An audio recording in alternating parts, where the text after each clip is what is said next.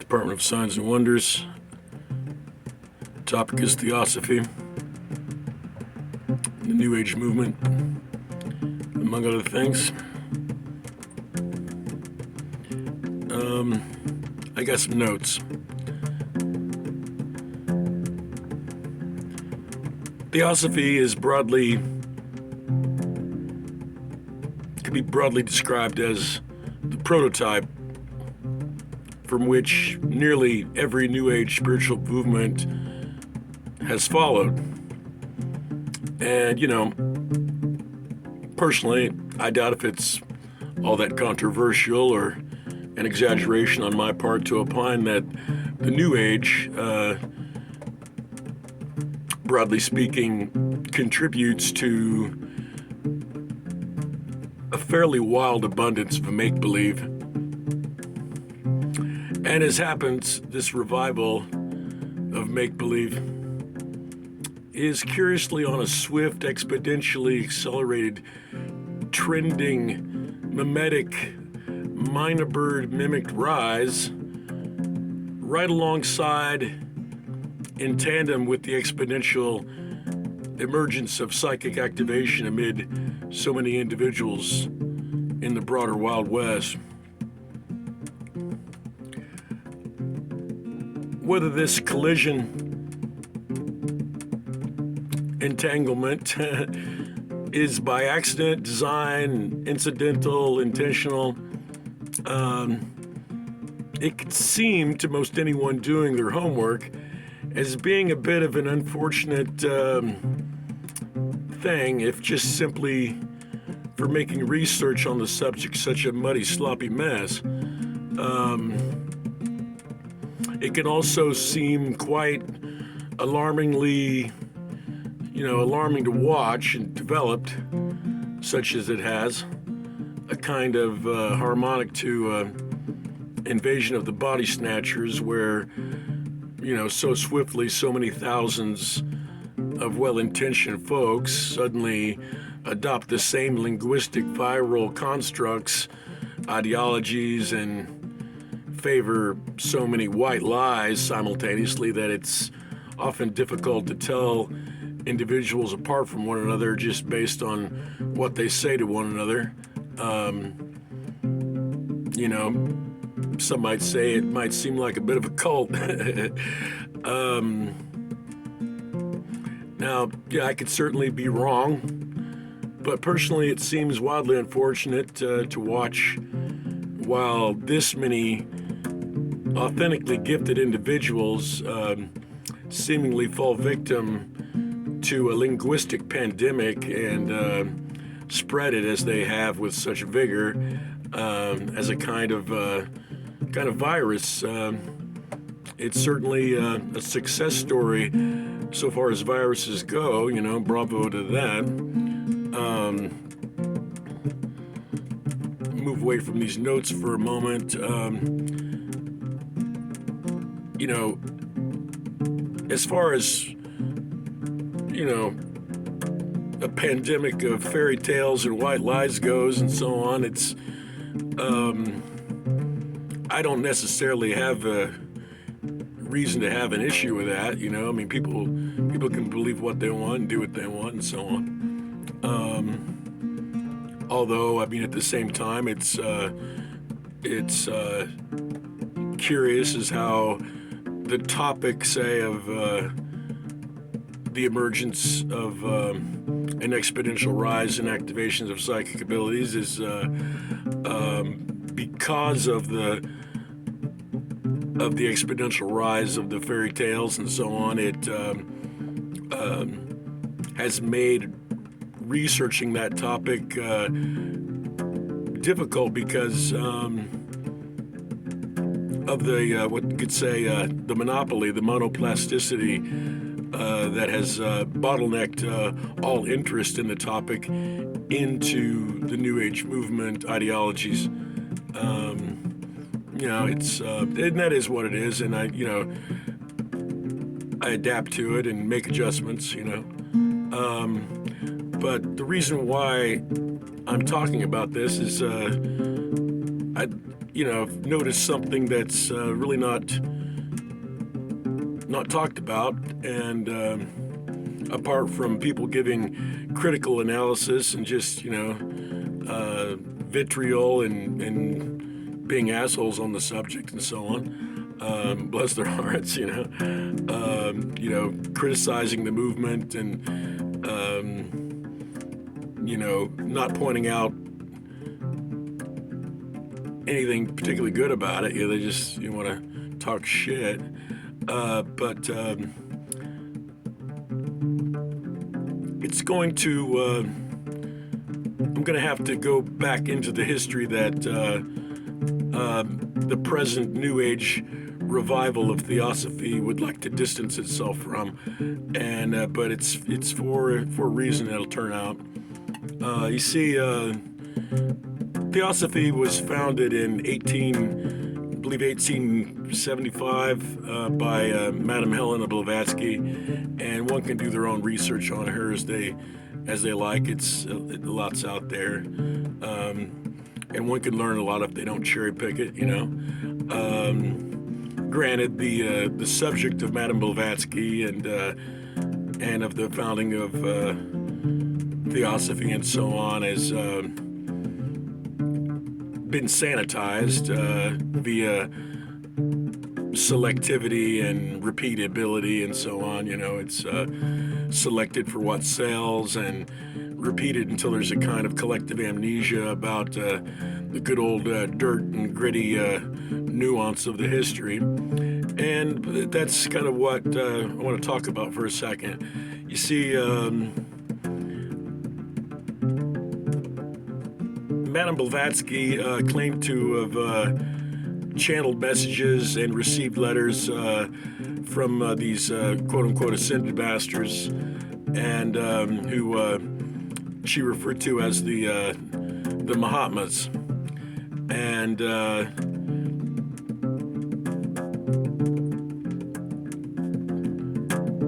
because at the time there was no pushback against it like there is today.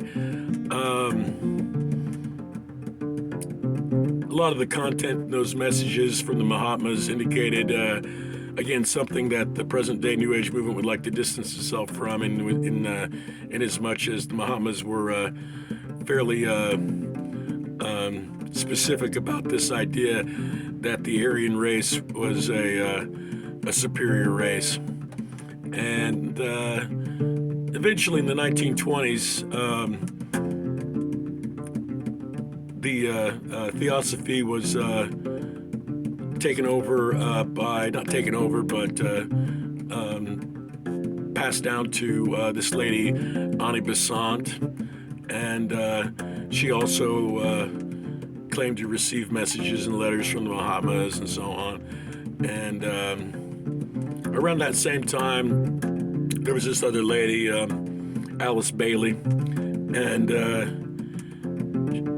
she was also a channeler and claimed to be talking to these beings she called the Masters of Wisdom. And they too fell in line with this idea that the Aryan race was this superior race, and you can kind of see how how the Nazis favored all that, and how that came about, and this and that. And as I say, the present movement would like to distance themselves from that history, and they'd like to claim that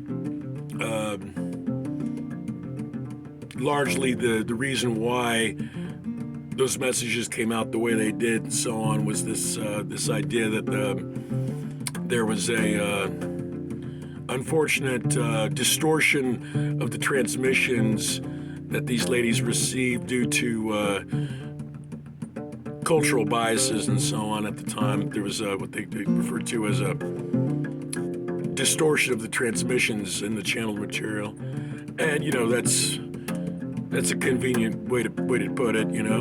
Although it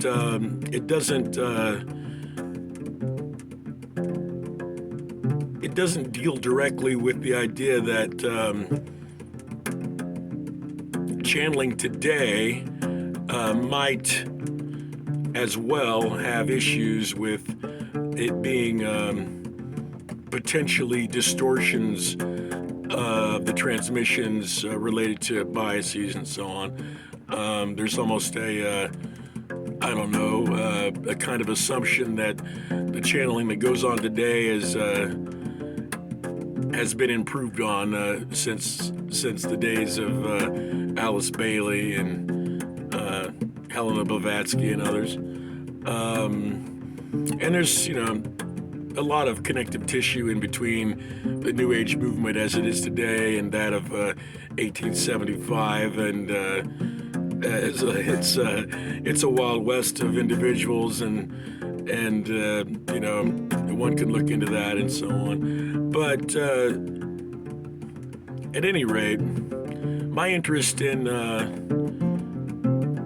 looking at this point, and I'll come back to my notes here on this, is it concerns this idea of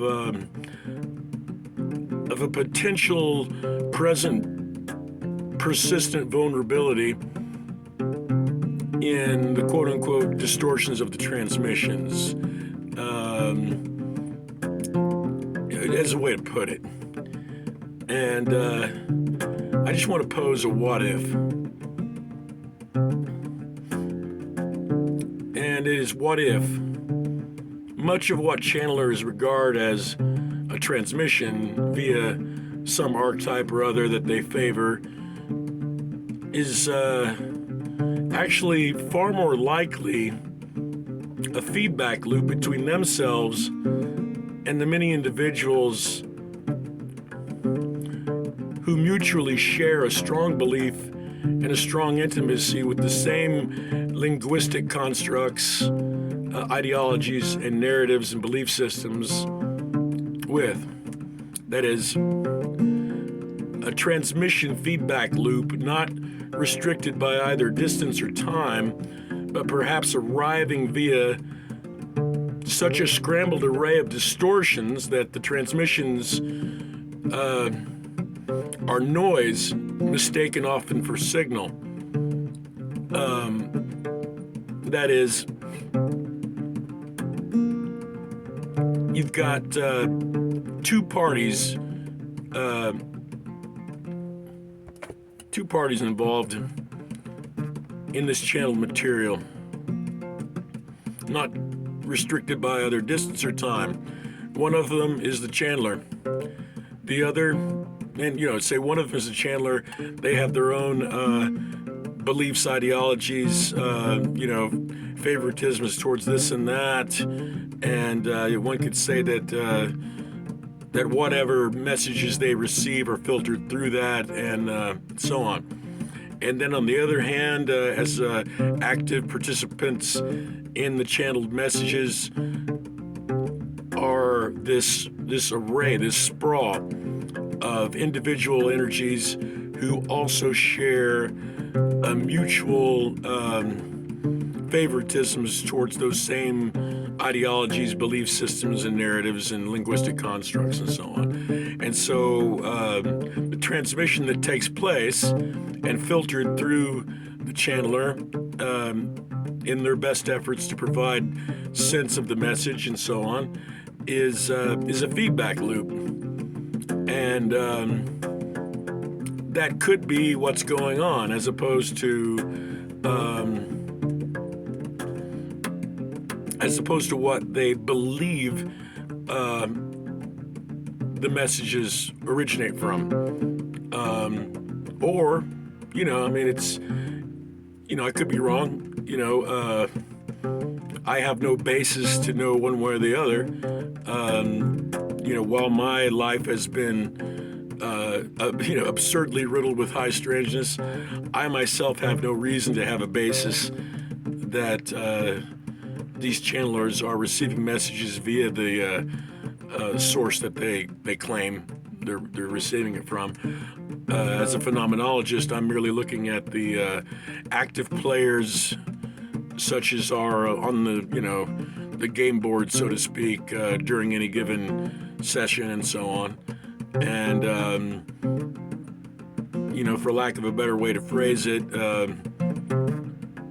one is dealing with at least what one can track are the quote-unquote higher selves, energetic selves, and this and that, the psychic selves of those individuals engaged in the feedback loop.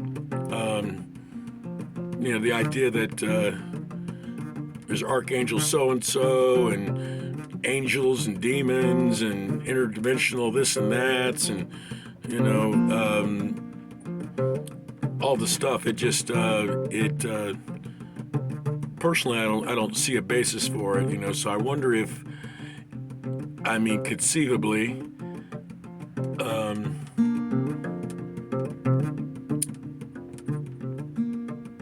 if it might be helpful in the long run to address that, sort of elephant in the room, or, the 500-pound gorilla in the room, or whatever, that what's actually going on, wild enough as it is that the information being transmitted is quite often an amalgam, sort of hobo soup of all the individuals that are clicking on and tuning in to the messages, and not just merely limited and restricted to the time and space in which they're clicking on the message, but the overlap, that could exist days, weeks ahead of time and following afterwards, or if not, then one is left to address that. If one is that confident in their in the message that they receive, for instance, then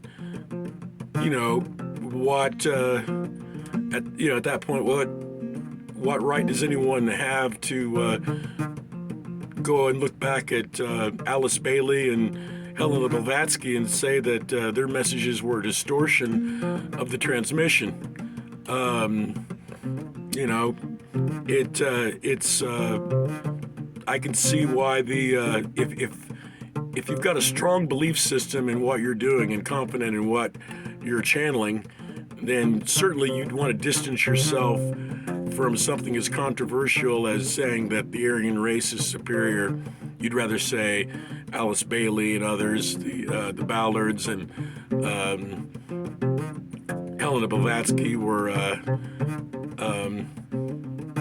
faulty in some degree, Meanwhile, you don't want to be told that that's an issue that you have, so it's just a funny pinch to be in, don't you think?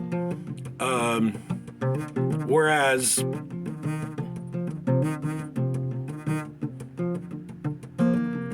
it's not only safer and less controversial and so on, but it's probably a lot more likely that much of the content being channeled at this point is the result of a feedback loop.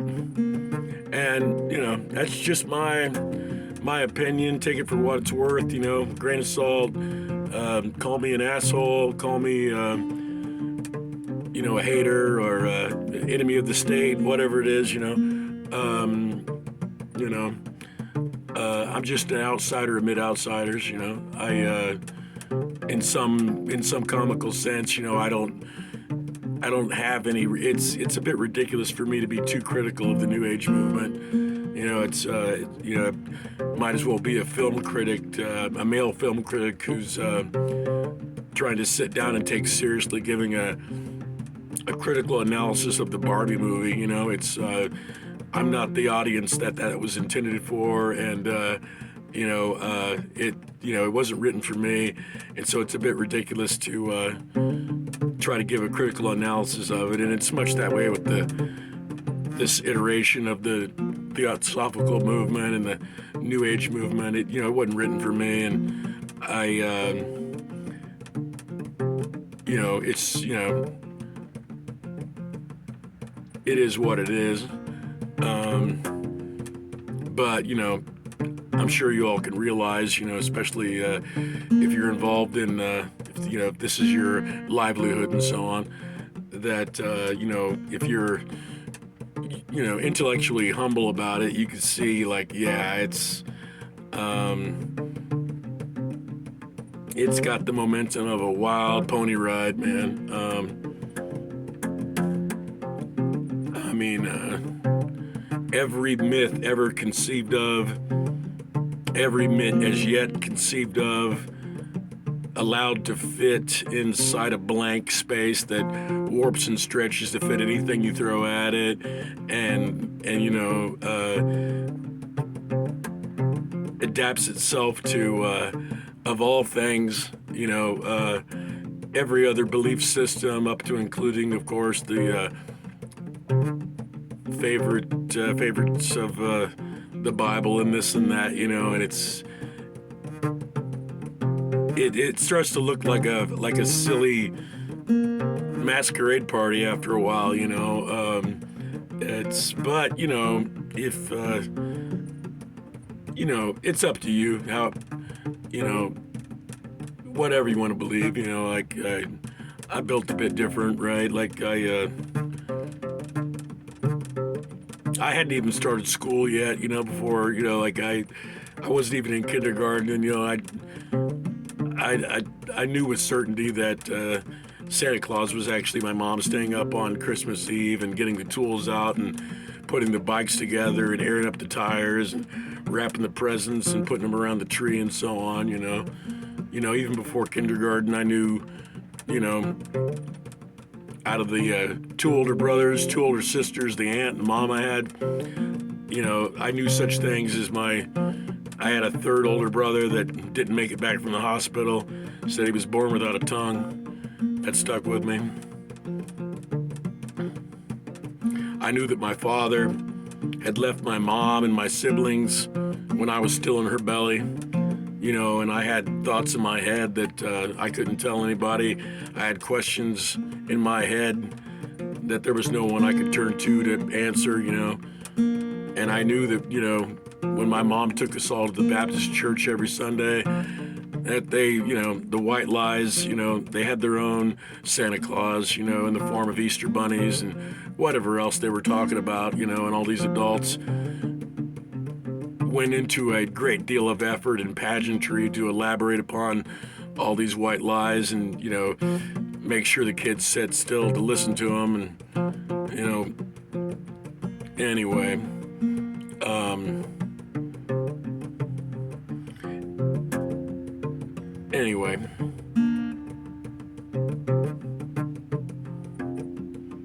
good luck out there. I'm out here in the algorithmic boonies, what very little of what I say makes a lick of difference, but whatever, if I say it, I put it out there, I write it down, I say it, I record it. Some of it winds up in these channeled messages, it's part of the feedback loop. Could be helpful, might be just purely divisive, I don't know. Being told your belief system is made up of fairy tales and stuff, that's a bit divisive. I get it, I don't, I think you're adults, I think you can handle it. Anywho.